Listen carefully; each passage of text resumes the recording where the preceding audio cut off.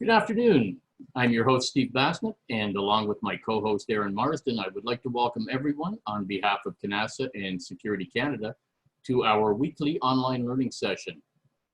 While many are stuck at home, we thought this would be a good time to deliver some product and service knowledge that will be beneficial when we're all back to work. I'd like to say a special thank you to Resolver for their support and sponsoring today's session. Today, I have the pleasure of introducing Ryan Thiessen, Director of Product Management, and Darren Hill, Director of Customer Success for Resolver. Ryan has 15 years experience in computer system technology and has found product management to be the perfect role to blend his curiosity of new technology with his creative problem-solving abilities to deliver engaging and simple user experiences. In his 3 years of working at Resolver, Darren has worked directly with corporate security leaders around the world to help build out efficient and effective security programs at industry-leading organizations. He is passionate about taking security teams to the next level of maturity by leveraging technology to get the most out of their data and make informed decisions to protect their organization. Feel free to type any questions you may have during the session into the chat window, and our presenters will respond during the Q&A portion, roughly 45 minutes from now. I'll now turn the session over to Ryan and Darren. Welcome, guys, and thanks for being here. Great, thank you very much, Steve. And thank you everyone for joining us today. So today we want to talk a little bit about how to look at a security function through 5-stage maturity model. We've got a few learning objectives that we really want to hopefully get out of today's session. So after today, you should be able to identify where your organization currently fits along the security maturity model, looking at ways that you can apply the model and some of the activities mentioned in it to grow your security function where you determine to invest and improve in those particular areas. We also want to make sure that you gain some best practice and some practical examples from our experience with industry leaders on how they manage the emerging risks at each stage of this maturity model. So before we hop into it, we wanted to start with a quick poll right now where you guys feel you fit on a scale of 1 to 5 with your current security processes. We'll just give everyone about 30 seconds on this poll.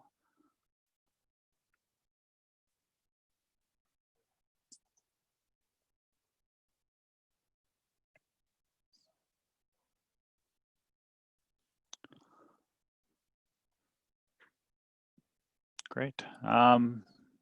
Take a couple more seconds here.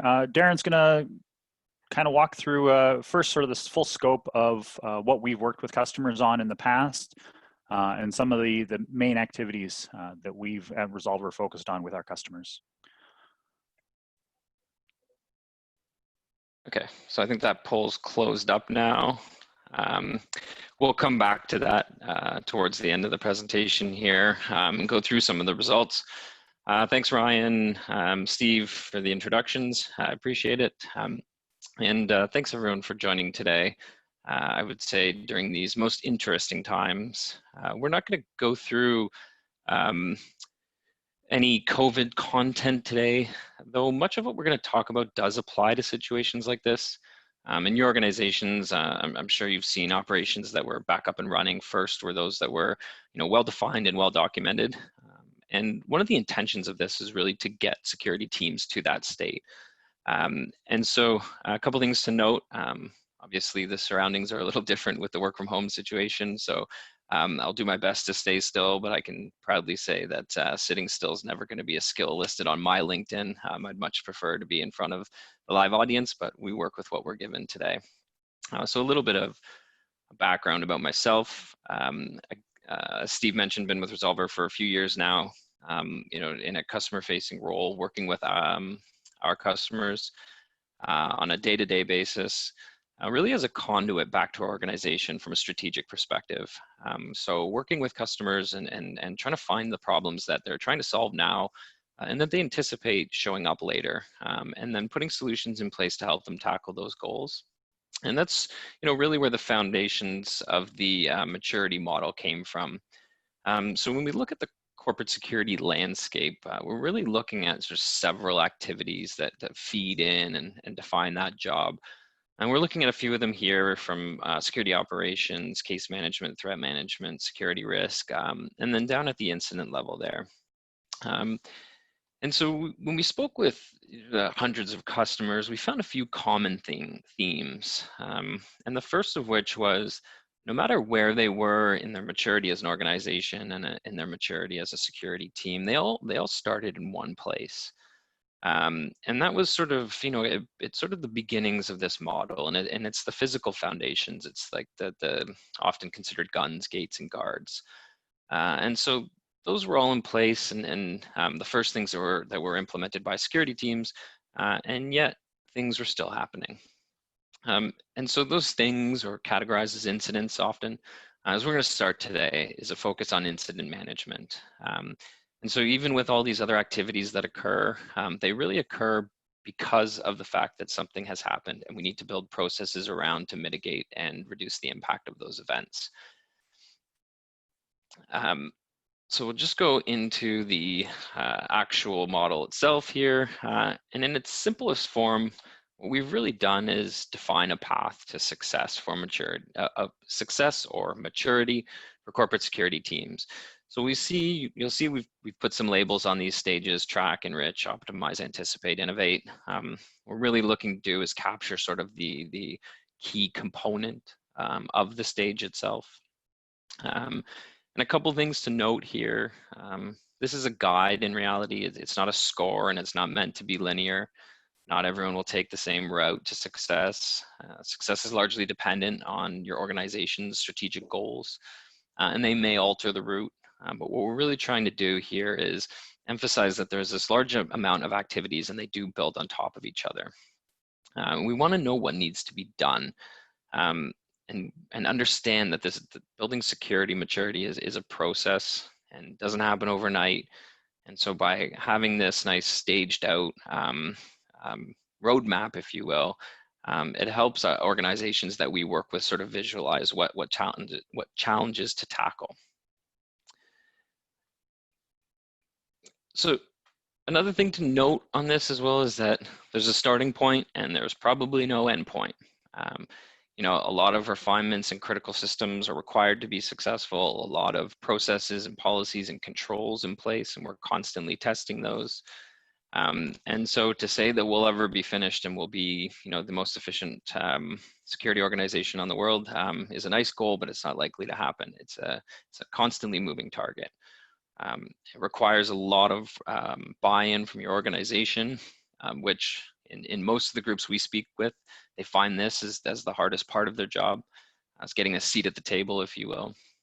And the way we tackle this, we'll go into the details, is through process definition, collection of accurate data, efficient use of this data. And those components there help us become a part of the organization, tied into the strategic objectives and linked to the bottom line. And this is where it becomes easier and easier for you to resource your growth. As I mentioned previously, in the corporate security world, no two organizations are the same. Two companies operating in the same industry, same region, same size may have completely different organizational goals. And so the goals of the security team should vary just the same. Organizational structures come into play. So where does security fit in the roll-up? And we take all those into account when we build these out for our customers, these programs out for our customers. And this becomes sort of more evident at those later stages, in those 4 and 5, because the things that people focus on at those stages just have to be different. They're very nuanced to the organization.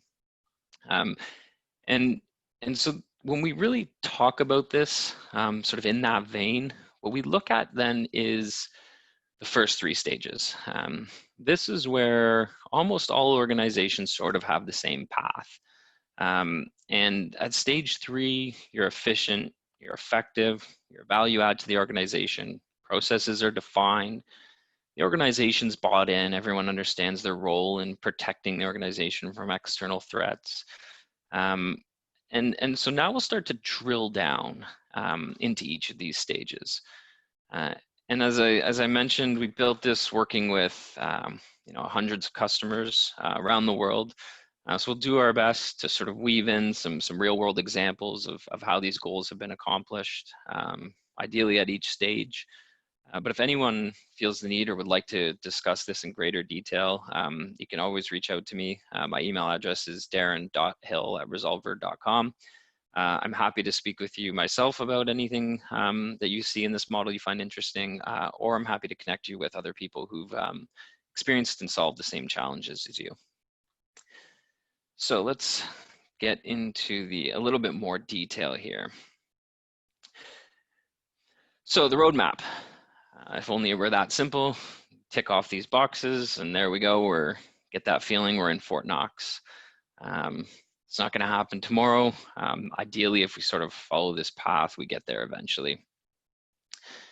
And then the first thing you'll probably notice when you start to look at these activities and see this progression, as you say, I'm kind of doing some stuff over here, and we're maybe we don't do this stuff that seems on the less mature side of things. That's perfectly fine. You may have a process that's less mature on the scale. You may not have a defined categorization of your incident types, but you may have an analytical approach to security, and that's because that's driven by the organization. That's totally fine. In fact, that's great. You're probably looking at tackling somewhere around 70 to 80% of each of these stages before you can move along.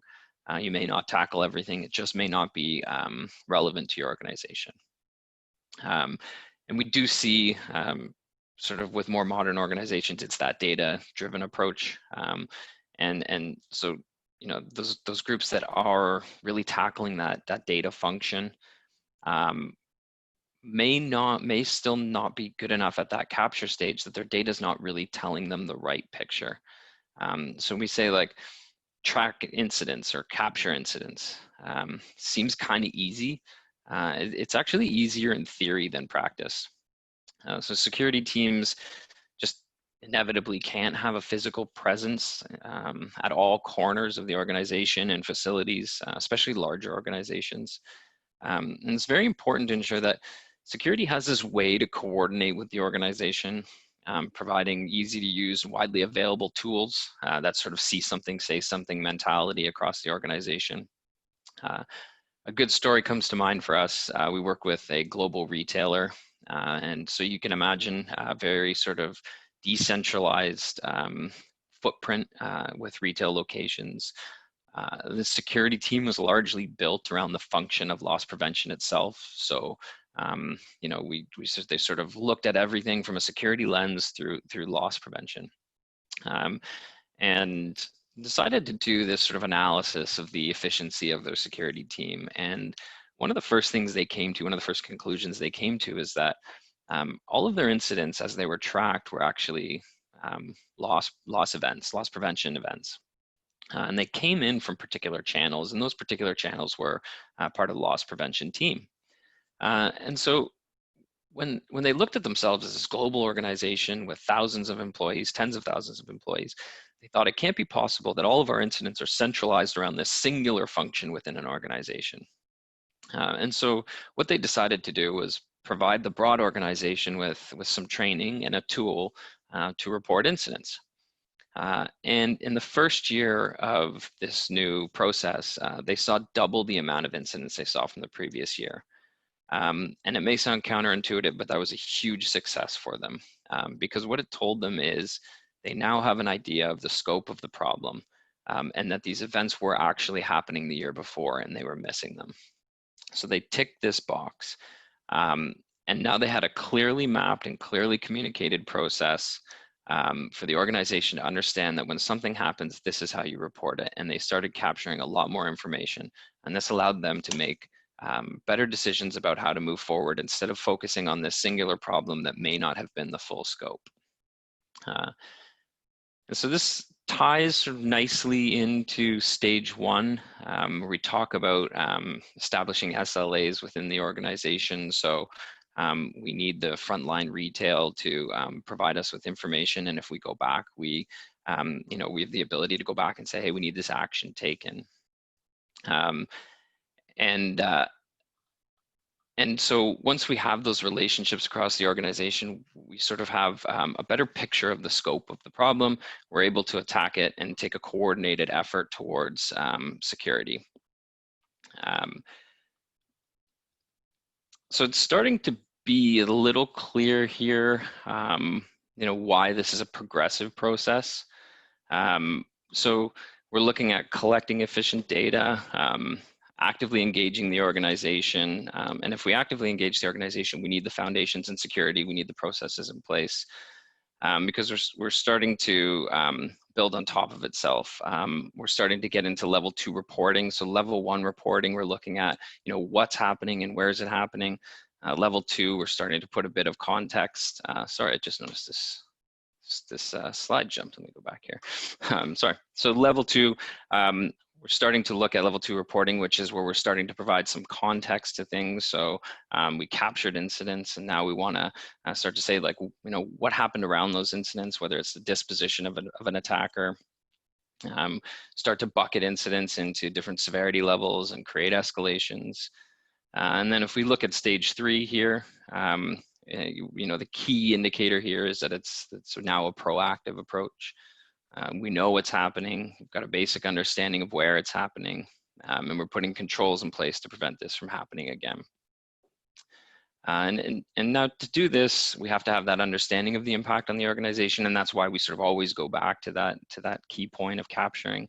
We're working with a limited budget, and we need to prioritize the events that have the highest impact on the organization through auditing and monitoring and tracking our and providing our impact, our input back to the organization through net reductions, aversions, or recoveries.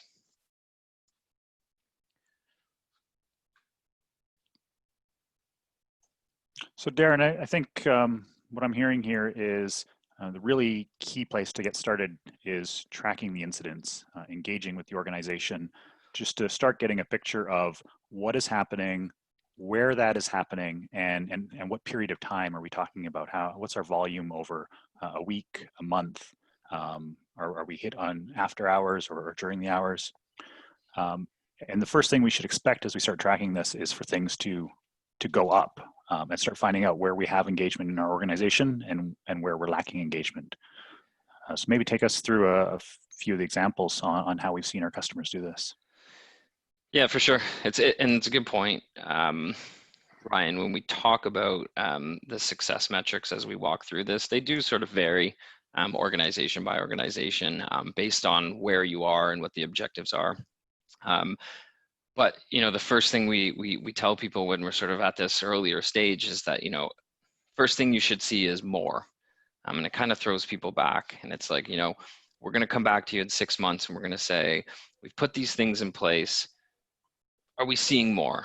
And our incidents go up, and senior management says, well, our incidents are going up. How are you being effective? And it's just because we're being more effective now at capturing what's happening. And we're starting to understand the scope and tackle that scope. And from that, we can start to categorize incidents into those severity levels.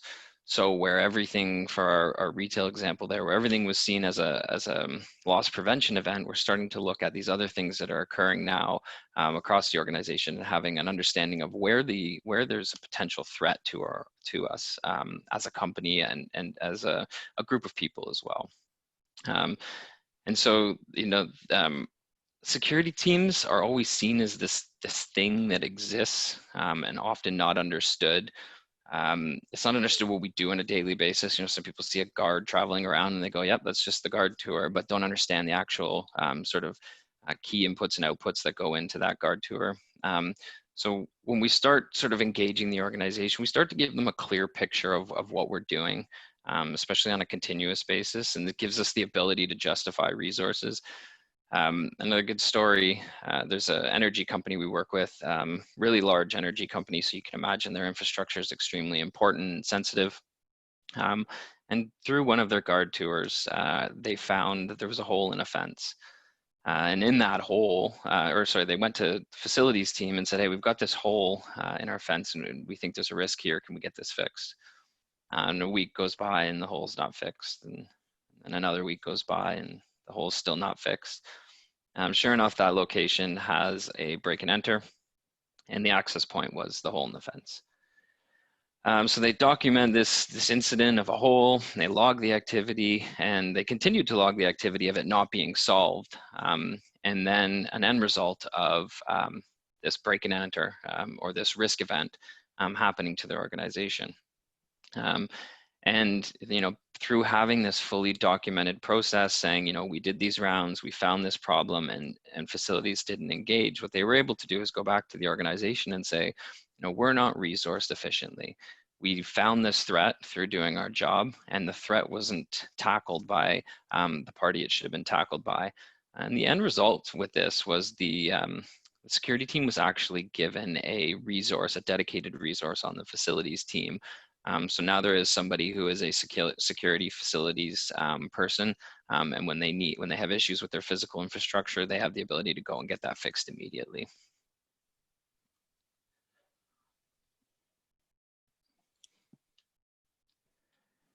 Awesome, great story. So I mean, that really brings us into this sort of stage of enriching. Once you understand what's happening, I guess working with those business to really understand what is most impactful, what was the severity of these, maybe start to quantify these in terms of our losses, who was involved, and looking at those patterns and relationships in the data. Would you say that that's really what we're trying to achieve here as we start enriching this program? Yeah, definitely. I sort of scream it out that the big piece here is context. There's a process to report incidents. We know what to do about them. That's pretty well defined. But now we need to understand what these things mean to our organization, and that's all provided through context. We sort of touched on it earlier, like it's a disposition of a victim, for instance, or a suspect. It may be as simple as the value of value or details of an item that's stolen. So at a categorized stage or a capture stage, we're just saying this is a theft. When we get to the next level, we're saying, this is a theft of, a laptop, for instance, and that laptop has a value of $2,000, but for a defense contractor, that value may have an infinite sum or an immeasurable sum of money because it may contain intellectual property. And so we're starting to get, a broader understanding of the context behind these incidents, and that allows us to sort of go to the organization and say, hey, we've told you this is an impact. Here's the actual dollar figure attached to that impact.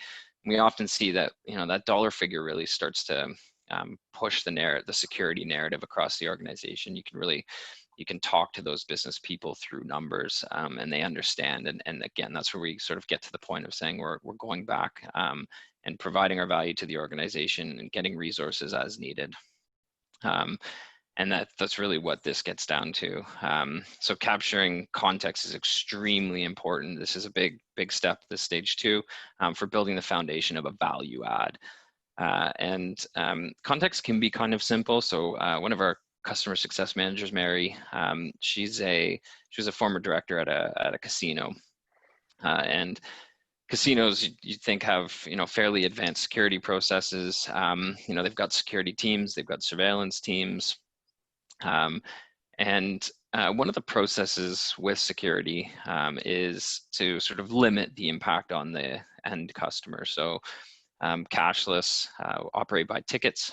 So customer loses a ticket, they walk up to the cage, and they basically are given a new ticket for what they've lost. And a process kicks in place in the back end, and security calls surveillance, and surveillance gets on the camera, and they locate where the ticket was lost, and then they track the ticket down. And in this particular case, there was $1,000 on the ticket. They found it. They found the person who picked it up. After that person picked it up, they tracked them. Eventually went and grabbed them and got the ticket back. But in that meantime, the person had spent $500. And the way this was tracked at that point in time was, they bring the ticket back and they log the incident and they say, ticket was lost, we replaced it, and there was a $500 loss associated with that. And one of the things Mary did was look at this from the big picture and take all the things into context. And she said, but we're missing what actually happened here. What happened was there was a $1,000 loss, and through coordinated efforts between security and surveillance, there was a $500 recovery. So instead of tracking it as a $500 loss, it was tracked as a $1,000 loss and a $500 recovery. And these stories continue to mount, and at the end of the year, Mary and her surveillance team have the ability to go back to the organization and say, through our efforts, this is the amount of money that was recovered by our organization, contributing back to the bottom line. And it's the same event, it's the same details, it's just additional context and additional understanding as to everything that occurred around this particular incident. And so, this allows Mary and others to go back to the organization, get resources, and tell the organization, hey, we're a value add. We're part of this organization, and we provide a contribution to the bottom line. And when we need something, we need our voices heard. Yeah, it's I think a great example of how you start enriching the data and then start thinking about that story you want to tell. And you need the data to back up that story and give it the validity. But turning something as a cost center of that $500 to more of a recovery service and being able to back that up with the data is a strong part of enriching the data and really thinking about how you can turn some of these problems you're dealing with into a bit more of a positive story and making sure you add the points into your tracking process to enrich it to help back up that story. I think that's a great example too of leading us right into sort of this optimized stage. So, as you start seeing those problems unfold and wanting to look at how you can strengthen that story and understand it better, you really start getting into, I guess, tightening your processes here, looking at how you can put more procedures in place for your security group to all be working towards the same goal, which is really connecting what security does and these incidents they deal with the business impact and starting to speak the language of business. Are we talking, does this lead to hefty fines, costly lawsuits, disruptions to your operations that kind of threaten the business profits? So I guess in Optimize, are we really trying to show the value of security to the business? Yeah, definitely. And it's sort of why we talk about 3 being that very important stage and the likely goal of all organizations. As we mentioned previously, anyone we work with who may not have that vision of being this sort of stage 5 ultimate security machine still has that goal of getting to level 3. Because at this point you're efficient, you've got a seat at the table, and you're adding value back to the organization. But a key component here is that you're proactive.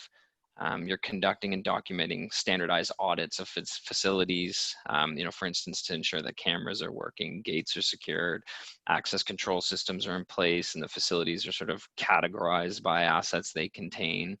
And the conducting of those audits ensures that the proper controls are in place, and you're able to dedicate resources where they need to be, dedicate those resources to those areas of high impact, and understand that slight modifications, given the type of a facility, could mean a cost savings year over year if we're allocating resources somewhere where they don't need to be allocated. So the goal here is not simply to reduce the number of incidents, but actually lower the overall risk profile of the organization. There's a significant hurdle here in your efforts, and requires some significant support from senior leadership and others outside of the security organization. You're talking about now incorporating sort of components of the security program into policies and procedures that exist around the organization outside of security. It's where we start to take that image of threat management. We start to look at internal and external threat through some of these controls where we're closing off threat vectors. And even though we're still somewhat manual and somewhat reactive, it's still a very proactive approach. It's something happens and we stop it and we mitigate it, but we're not quite at that stage of looking to what's next, looking for something that hasn't happened yet, and that's sort of that giant, we talk about it and we say like stage 3 is where everyone gets to. There's that giant chasm to stage 4. And some of that is we move from that proactive approach to that preventative approach to finding those incidents that have yet to occur. Awesome. So at that point, we're really, we've gone through what's happening and understanding why these things are happening. And you're really focused in on why this is an impact to the business. I guess by then you should become very dependable and reliable to your organization. And they're going to start looking to security as more of a insight and ideas on how not just optimizing security, but how those optimizations can ripple throughout the entire organization. What we kind of hear is at that point, security is seen more as a trusted partner in the business, and they can rely on them to help meet those objectives. The relationship and business is looking to really grow how they can leverage security as an asset from that on. Yeah, it's why we talk about that obvious break between optimize and anticipate, and even to innovate for that matter. To take these steps is like, it's not just a massive requirement, investment and time from the security team. It's the broad organization. These processes take a lot of resources to accomplish. They take a lot of technology, and sometimes we're even restricted in technology in terms of what's available out there, because we are talking about big data at that point in time. And so when we get into those big data, it's large dependence on algorithms and other kinds of things. And for the security world, some of that's not out there just yet. Some of it is, and that's great, and we definitely leverage that. We tend to speak to these stages at a bit more of a higher level than we would stage 1, where we're saying like, you just need to capture your incidents to better understand what's happening. To anticipate an incident will differ from industry to industry. So it's very hard for us to list out those activities. We'll touch on it a little bit in a moment here, but we're really looking sort of company to company, or, we can go sector to sector, but it's largely company to company.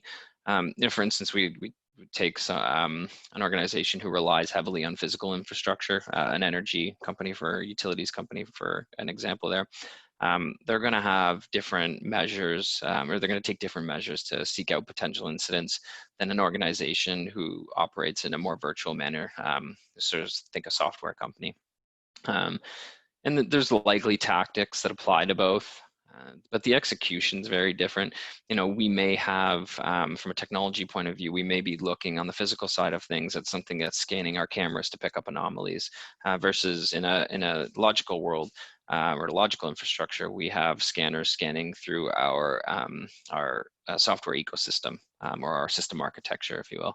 It's the same tactic at the end of the day to find intruders. It's just a different method of going about it. And at this stage, definitely the organization is engaged in our efforts. So again, to touch on this cyber example, when someone buys a new software, we're plugging that into the infrastructure. We have the ability to scan it and find vulnerabilities. And through all of this, the key component to it all, as we talk about these activities, is data.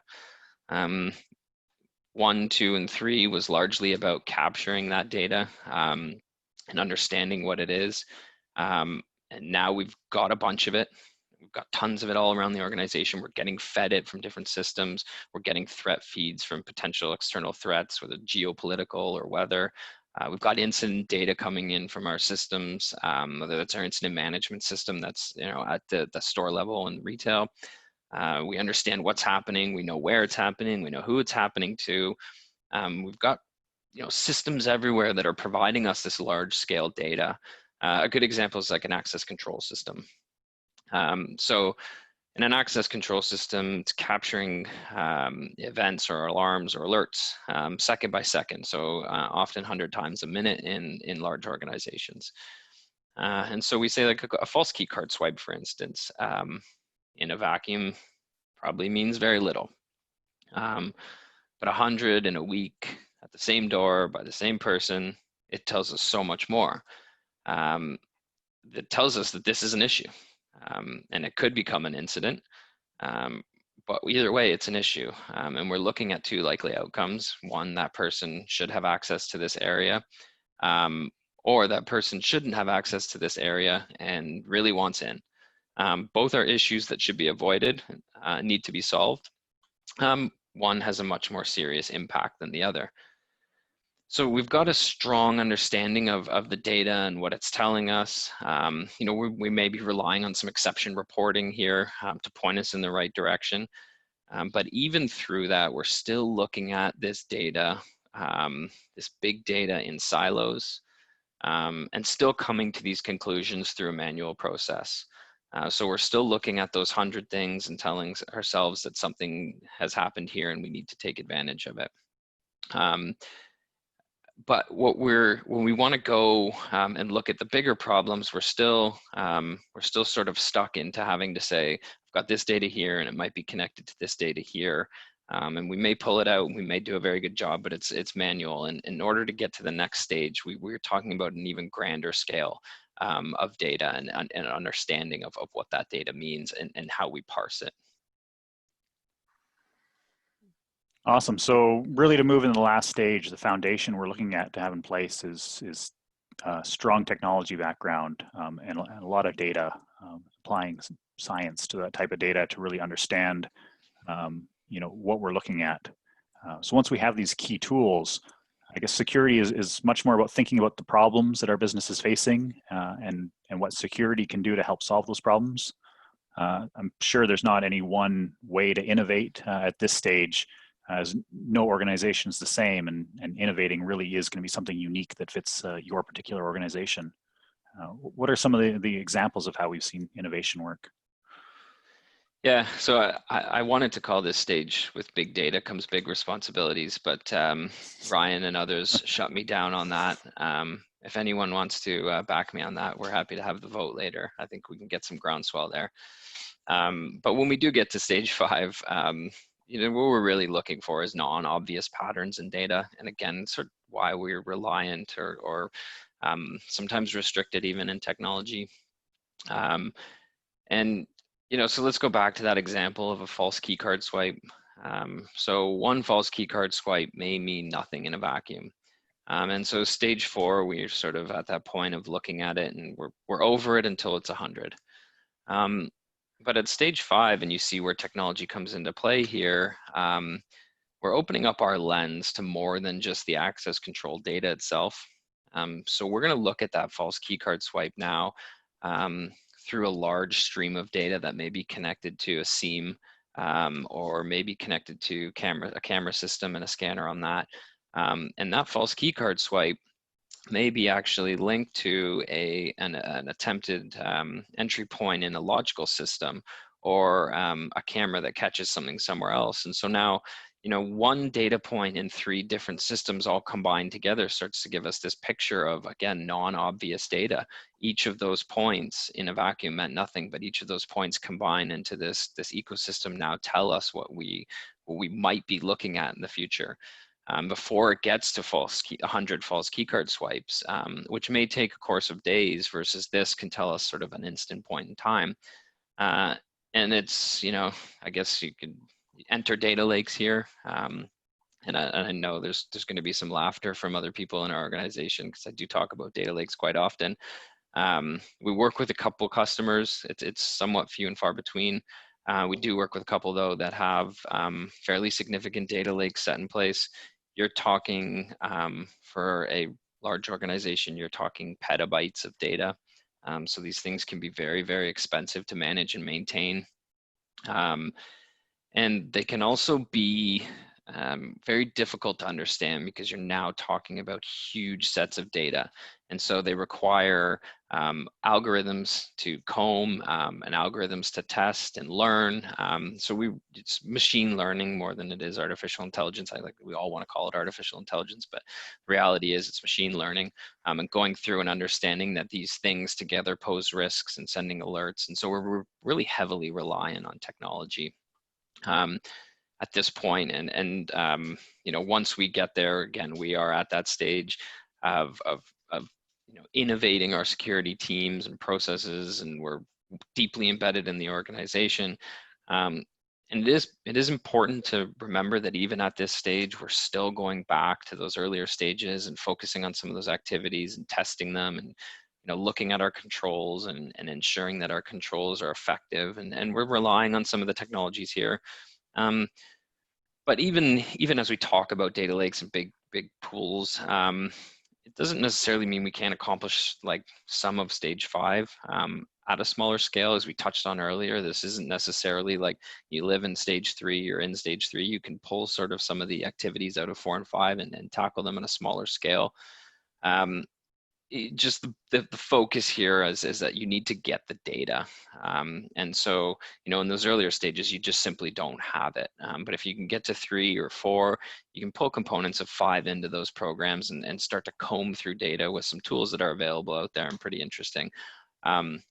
And a story comes to mind about a bank we were working with, and the VP of security for the bank was looking to set up a, they had an inkling that they were being attacked by an organized crime unit at their ATMs through black box attempts. And so they wanted to circle with the, around with the other banks in the area and share some information with the security team. And one of their lawyers kind of put their hand up and said, I don't think we should do this. We shouldn't be sharing this kind of information and so on. Now the lawyer didn't necessarily know that information was already being shared through email, which is even less secure than the proposed solution. But and so put that aside. But the way that the security director or security VP posed it to the lawyer was, hey, listen, I'm completely fine competing at the branch level, at the teller level, at the business level with the banks around us. Where I don't want to compete against them is in fraud. Nobody wants fraud. Nobody wants criminal activity around their banks, and we should band together for this. And so they ended up getting sort of a lightweight program put in place. And it's a good example of how something can be done on a bit smaller scale. This didn't rely on petabytes and petabytes of data. What it did rely on is a few organizations with some relatively mature security programs and some relatively deep data sets to start combining information and start to look at an overall threat picture for those organizations. And we'll still yet to be seen how successful it was, but I know they're pretty happy with some of the results that they've seen so far. So I did mention we'll touch on some of these activities that we looked at. And we don't go into a great level of detail on these. You'll notice they're sort of zoomed out from the actual activity of capture incidents for one. Automated monitoring could mean a million things. But these are sort of the high level functions that need to happen. Advanced business intelligence is a key one to this. So looking at data is very important, having somebody with the skill set on your team to understand that data. And at stage 5, one of the things that is a key component here is the multiple disciplinary teams. So we're now looking at security as a multifunction organization. In a big CPG, you're probably looking at some brand protection, some supply chain management. Our pharma groups have any number from product protection, where they'll pull cases and do testing and track a bunch of different sort of analytics. That's a really big key to that. We can't just operate as this sort of corporate security group. We have to operate in our disciplines and hire the right people and so on. And so that's really important there. And so to conclude sort of, and we'll hand it over to Ryan again to do a full wrap on this. But the role of the security team really goes far beyond what it once was. Your teams have to adapt to the changing circumstances of businesses, like for instance, a growing remote workforce or increase in cyber connectivity, just to name a couple. And in order to do that, it's very critical to have close alignments with the rest of the business. And the easiest way to do that is to, mature your security programs and processes, and you're not only enabling your own team through this, but you're enabling the rest of the organization to engage in security and limit risk and reduce the frequency of incidents, and the impact of threats, and really at the end of the day, create a more resilient organization. Fantastic. Thank you so much, Darren, for walking us through the model. I think that was very insightful to really understand how to think of those different stages. Want to take a minute to poll everyone one more time, with a little bit more of this lens on it. Where do you see yourselves fitting in this security maturity model as Darren sort of laid out? So we give everyone a few minutes to answer the poll. If you have any questions as well, please feel free to jump into the questions and start adding a few there. I think we'll have a few minutes to answer for you at the end here.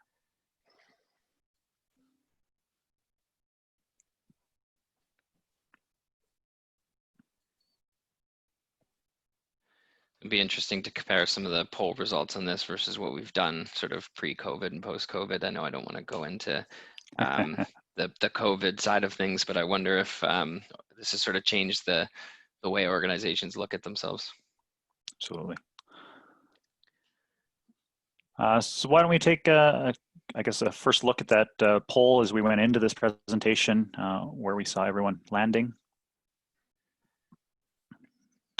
With a lot of people, I think, really unsure of what to expect today, sort of middle of the road, a little bit on either side of it. And after today, hopefully we've given a little bit more clarity or a few more things to think about, and where do we feel we are at the end of the session.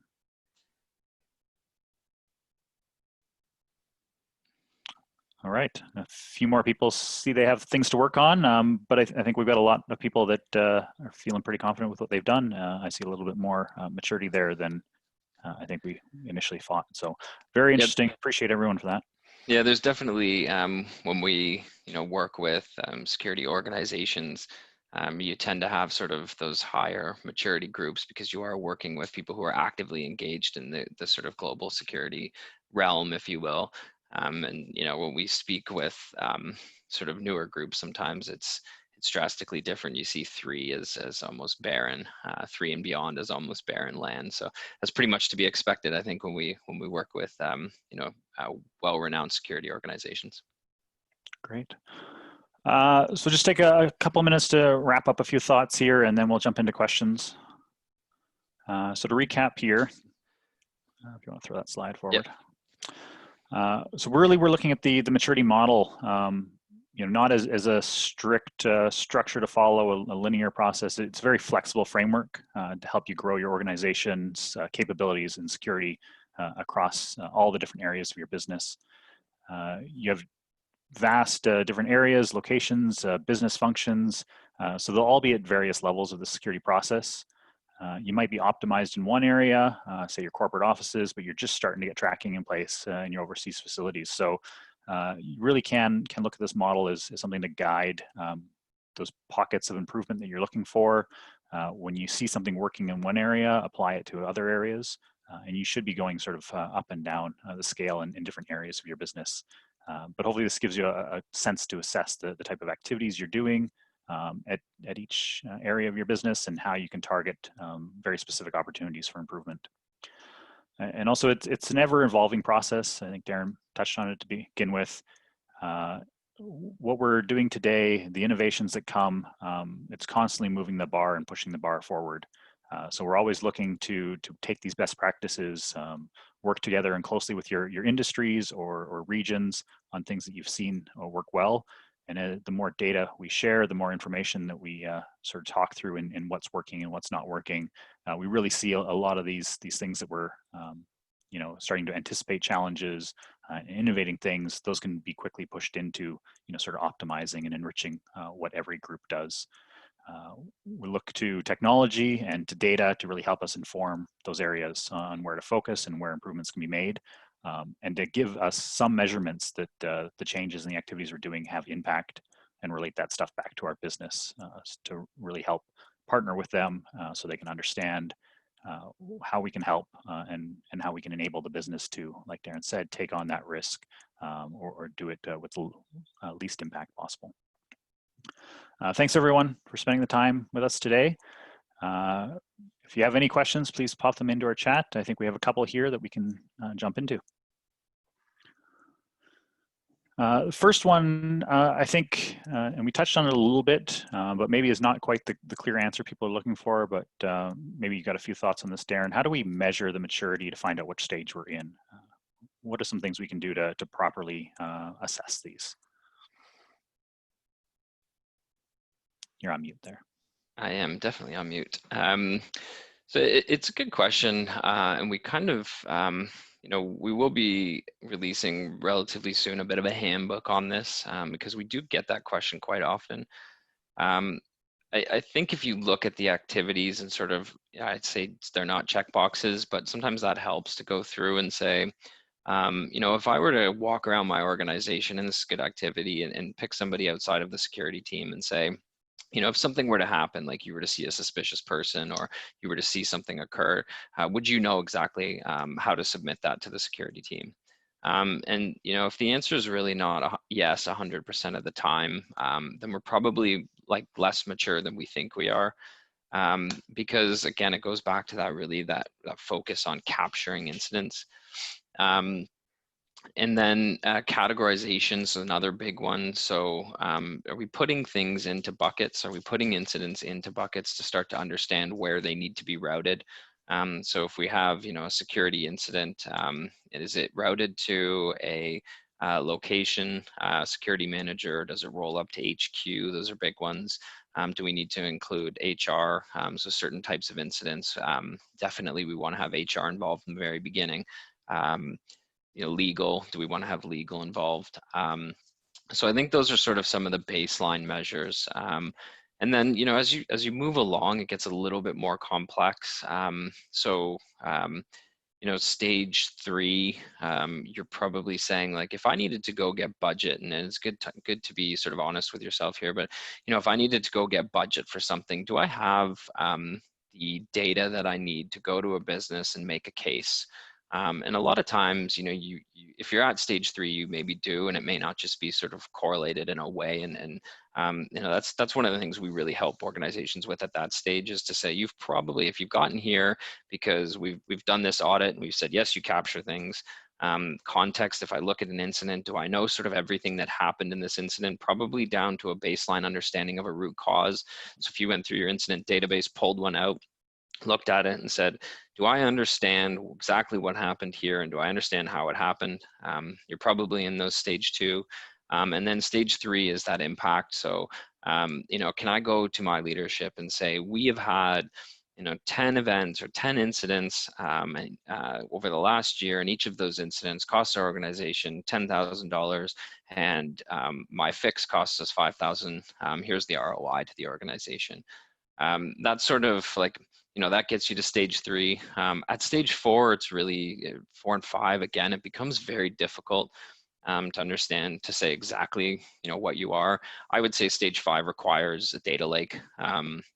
If you are, or some version of it, it doesn't have to be that example of a petabyte-sized collection of data, but it has to be a centralized location where you are feeding enough data in to take actionable insights, or and take action against. Awesome.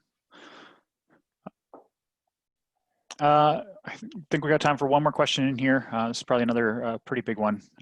So one great example there around access control systems and how you can use some of that data to anticipate and maybe innovate on how you look at all of this information combined together. Do you have a couple other examples of you know, what we've seen in anticipating and innovating with this level of data? Yeah, I think the good one, and it was a story, I did sort of touch on it, but can't really go into detail on it. But it was this combination of things. The threat management team working closely with the IT infrastructure team or IT security team to sort of share information, where we say physical access being captured by the security team and logical access being captured by the IT security team, and those two combined to tell a whole picture. So breaking down those silos. That example was real world. where someone tried to get in somewhere, couldn't get in physically, and it was to get into a server room. It was kind of brushed off, but that same person tried to access it through other means, logically or virtually. And those two stories did combine to create sort of the beginnings of a case that ended up resulting in somebody being incarcerated for a crime. So again, like I use the access control example because, you know, almost every organization has access control. I would think it's definitely one of those key tenets. But you know, other stories are really organization to organization.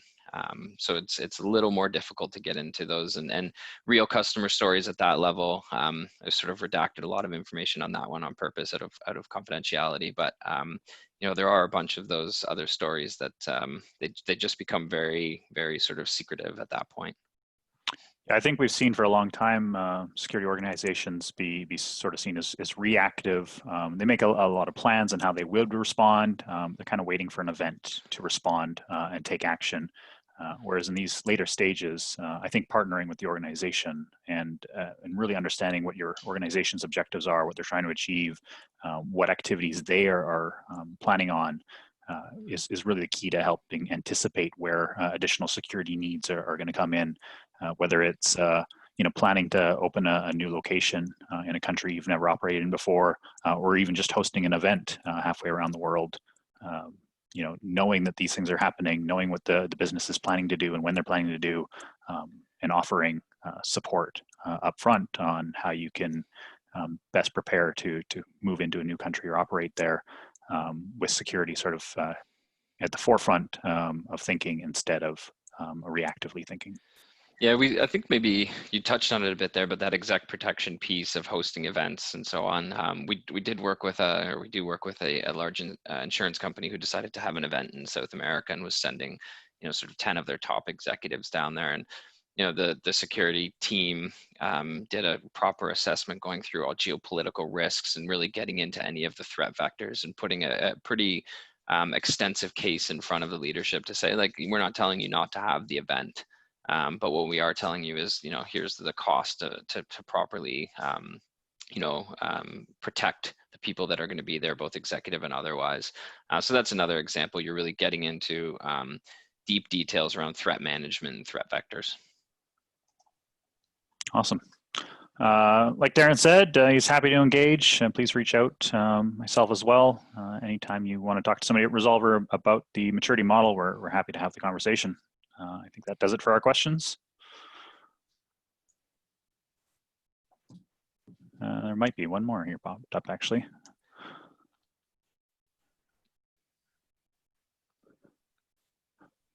So if a team of 9 guards like to know how the importance of proactive guarding effectively, as you said, predict incidents before they happen and become known as a sort of valued critical part of the organization.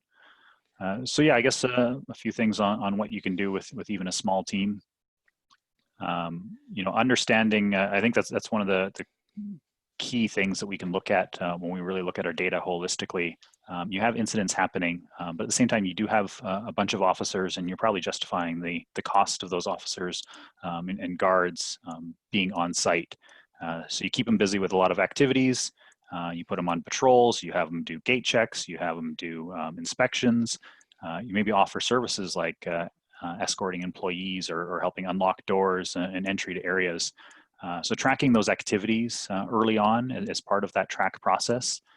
Once you get into sort of optimizing and looking these things together, you can see a correlation between where you've helped the business, where you've acted as a value-add service, as well as how some of those preventative activities that you've engaged in with your team on the ground has actually had an impact on the incidents themselves. Great. I think we're right at the top of the hour. We'll wrap up here. Yeah, perfect. Thanks for hosting, timing. Steve. Hey, thank you. And perfect timing, guys. Thanks. Okay, that brings us to the end of today's session. Thanks everyone for joining us. And once again, thank you to Ryan, Darren, and Resolver for their support. Without them, we wouldn't be here and I wouldn't get to wear pants. So thank you, everybody. At the close of this session, a link to register for next week's session will pop up. Please be sure to register. We look forward to seeing you next week. Until then, be well. Thanks, everyone.